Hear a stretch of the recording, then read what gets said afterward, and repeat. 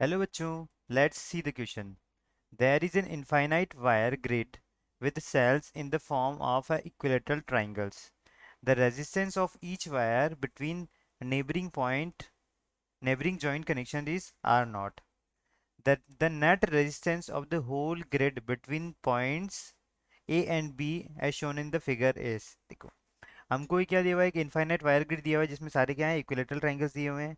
और हर एक दो जॉइंट के बीच का जो रेजिस्टेंस है उसकी वैल्यू हमको कितनी दी हुई है.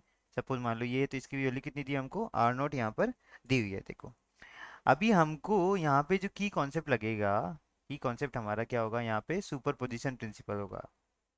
सुपर पोजिशन प्रिंसिपल होगा, ठीक है. उससे हम इस क्वेश्चन को सॉल्व करेंगे, ठीक.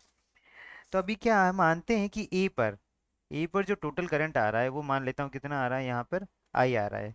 तो ए से जो करंट निकलेगा वो इक्वली डिवाइड होगा सब ब्रांचेस में. सबका क्या रेजिस्टेंस क्या है, इक्वल है. तो यहाँ पर 1 2 3 4 5 एंड 6 ब्रांचेस है. तो ए से जो करंट जा रहा होगा, करंट लीविंग फ्रॉम ए, वो कितना जा रहा होगा, ऑब्वियसली I/6 जा रहा होगा, ठीक है. अब यहाँ देखते हैं कि मान लेते हैं कि बी से हम करंट निकाल रहे हैं. देखो, बी पे जितना भी करंट आ रहा होगा, बी से कितना करंट, बी से हम कितना करंट निकाल रहे हैं, मान लेते हैं हम I/6 से निकाल रहे हैं, ठीक है. तो I/6 यहाँ से निकाल रहे हैं. Current living from B, current leaving from B, वो कितना है, वो भी कितना होगा, I/6 होगा, ठीक है.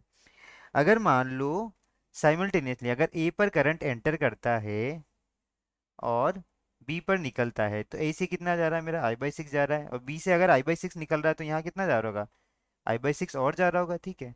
तो ए और बी के बीच में करंट कितना हो जाएगा, I/AB कितना हो जाएगा, I/6 प्लस I/6. तो ये कितना हो गया मेरा, I/3 करंट हो गया, ठीक है. अब ये तो मेरा ए बी के बीच में हो गया. मान लेते हैं जो एंटायर सर्किट में इसके अलावा जितना भी करंट जा रहा होगा, टोटल नेट करंट कितना है, नेट करंट हो जाएगा वो आई हो जाएगा, लेट नेट करंट बी. तो वो कैसे आ जाएगा, I - I/3, वो कितना आ गया, 2I/3. ये कितना होगा, ये मेरा एंटायर सर्किट में होगा. तो ए और बी का जो आर ए बी हमको दे रखा है उसकी वैल्यू क्या आ रही है, आर ए बी की वैल्यू आ जाएगी मेरे पास आर नोट, वो दे रखी है हमको. और जो बाकी पूरे सर्किट का रेजिस्टेंस कितना मान लेता हूँ, R of circuit, R net of circuit, वो मान लेता हूँ मैं कितना, R1 मान लेता हूँ, ठीक है. पूरे सर्किट का कितना R1 है और सिर्फ इसका कितना बन जाएगा मेरे पास R नोट. तो ये अरेंजमेंट कुछ इस तरीके से बनेगा. मान लेते हैं ये करंट पूरा कितना है, I है. तो ये ए और बी है, ठीक है. इनके बीच में कितना करंट जा रहा है, I/3, यहाँ से हम निकाल चुके हैं. और ये रेजिस्टेंस कितना है, यहाँ पे R नोट है. बाकी एंटायर सर्किट में कितना जा रहा है, 2I/3 जा रहा है, ठीक है. इसका रेजिस्टेंस कितना माना मैंने, R1 माना है, ठीक. तो अब मुझे क्या यहाँ से देखो, यहाँ से क्या होगा, ये जो इन दोनों में पोटेंशियल क्या होगा, दोनों का, दोनों ब्रांचेस का क्या होगा, सेम होगा. वो क्या होता है हमारा, देखो. तो V इक्वल्स टू क्या होता है, IR होता है, ठीक है. तो अब मैं कैसे यहाँ से निकालूंगा, देखो. यहाँ से जो दोनों वो रेशियो आएगा वो क्या आएगा, सेम आएगा, है ना. V V1 इस टू कितना आ जाएगा, V1 इक्वल्स टू कितना आ जाएगा, V2 आ जाएगा. V1 इक्वल्स टू कितना आ जाएगा, V2 आ जाएगा, ठीक है.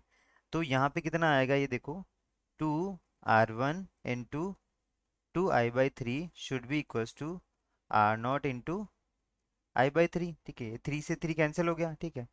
तो ये R1 की वैल्यू कितनी आ गई मेरे पास, R0/2 आ गई, ठीक. R1 की वैल्यू कितनी आई यहाँ पे, R0/2. अब इसका इक्विवेलेंट, दोनों रेजिस्टेंस क्या है मेरे पास, पैरेलल में है. तो R इक्विवेलेंट जो निकालना है पूरे सर्किट का आ जाएगा. अगर मैं ये तो इस ब्रांच का और एंटायर सर्किट का निकालूंगा पैरेलल कॉम्बिनेशन, तो पूरे सर्किट का आ जाएगा मेरे पास. तो वो कितना होगा, R0 पैरेलल टू R1. तो आ जाएगा R0 R1 upon R0 plus R1 आ जाएगा, ठीक है. यहाँ से R1 की वैल्यू क्या रखूंगा, R0/2. तो R0 plus R0/2 upon into, sorry यहाँ मल्टीप्लाई होगा, और यहाँ कितना हो जाएगा, R0 प्लस R0/2.